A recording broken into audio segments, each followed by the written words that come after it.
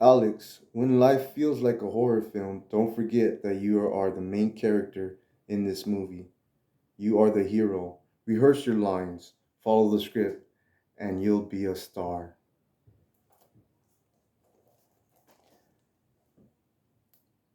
Life is always going to be tough. It's how we look at it to overcome difficult obstacles in our lives. The selections I chose are called Dog for Alex and a TED Talk by Alex Smith. I chose these I chose these stories because I could relate to them in a hard time in my life and I was able to look at the bright side of things afterwards.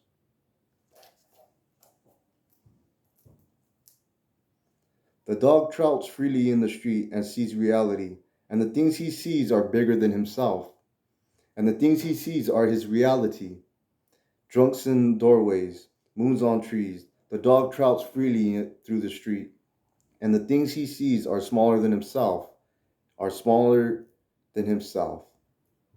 dog trouts freely in the street, and the things he smells smell something like himself. The dog trouts freely in the street.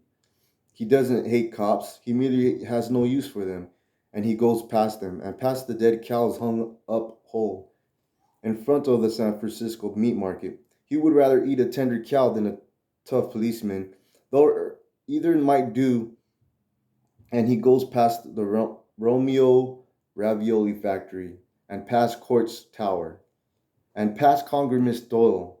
He's afraid of Court's Tower, but he's not afraid of Congressman Doyle. Although he hears is very discouraging, very depressing, very absurd. To a sad young dog like himself, to a serious dog like himself, but he has his own free world to live in, his own fleas to eat. He will not muzzle. Congressman Doyle is just another fire hydrant to him. The dog trouts freely in the street, and he has his own dog's life to live, and to think about to reflect upon, touching and tasting and testing everything, investigating everything without benefit of perjury. A real realist with a real tale to tell, and a real tale to tell with a real life barking, dramatic, democratic dog engaged in real free enterprise with something to say about anthology, something to say about reality, and how to see it, and how to hear it with his head cocked sideways at street corners as if he is just about to have his picture taken. For Victor's records, listening for his master's voice and looking like a living question mark into the great gramophone of puzzling existence with its wondrous hollow horn which always seems just about to spout forth some victorious answer to everything. For Alex. When I was 18, I thought I knew exactly who I was.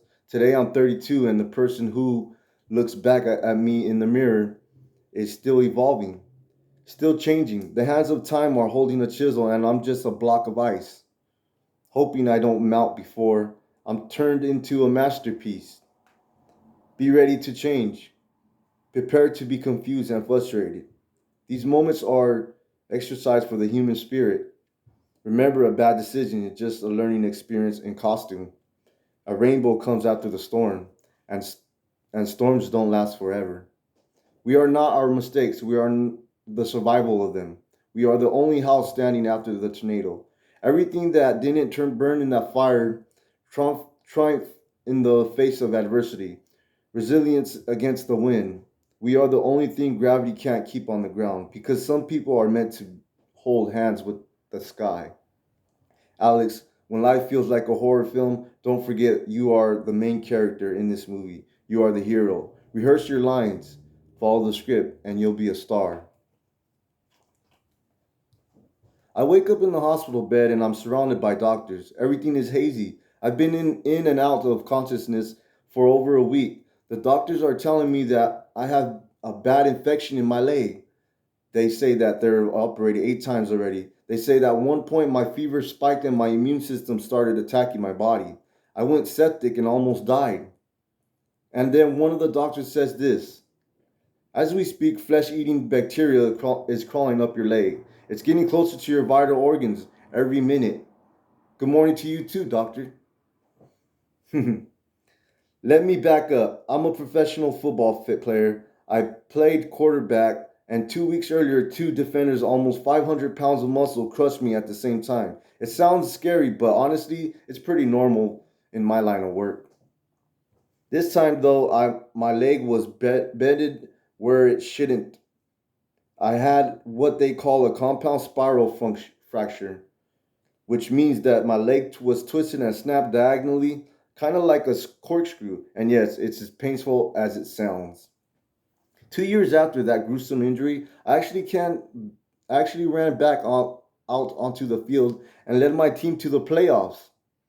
But what I want to talk about today isn't some rousing comeback story where the crowd chants my name. I want to talk about the stuff that happens out of you. I want to talk about the stuff that athletes like me don't want to discuss because we think it makes us look weak. I want to talk about fear, anxiety, and self doubt. Because if I wanted to really fully recover from my injury, I didn't just need to learn to walk and run again. I also needed something to run towards, something to live for. In order to save my leg, the doctor actually removed part of my good thigh and reattached it to my busted up leg. Every time I would make them put up this big white sheet to block my vision, because from what I could tell, it wasn't a pretty sight. My leg was essentially a giant open wound. When the doctors and nurses were back, my wife would be back there with them trying to cheer me up. It looks good. There was no way she was going to get me to look down there. The truth is, I couldn't bear to, not because I couldn't stomach it, but because I couldn't accept what had happened to me. This went on for months. At the time, I was wheelchair bound at home. My wife had to be there for me every second of the day, even helping me to go to the bathroom. I spent most of my days sitting propped up on the couch, just thinking, was I ever going to walk again? I thought about getting back out onto the field. If I make it back, great. If I don't, who cares? At least I was living for something. And that's the mentality that carried me through my recovery. Through numerous setbacks, both physically and mentally, I eventually got cleared by the doctors. I actually made the roster. And then 693 days after my injury, I got a call to put my helmet on and take my first snap in a game. I'm proud of that I made it back out onto the field, but I'm more proud of what got me there. Not the physical journey, but the mental one. I've learned that so much of the anxiety that holds us back in life, it's self-inflicted. We make it worse on ourselves, and it's okay if we need somebody to help us snap out of it. This thing that once represented everything I feared, everything I had lost, it's probably the thing I'm most proud of in my life outside my wife and kids. These scars, they're not just a reminder of everything I've been through, but more so everything in front of me. They stare me in the face, challenge me to be myself, to help others out of their own spirals when I can. Now, you might not have a leg that looks like this, but I'll bet you've got some scars.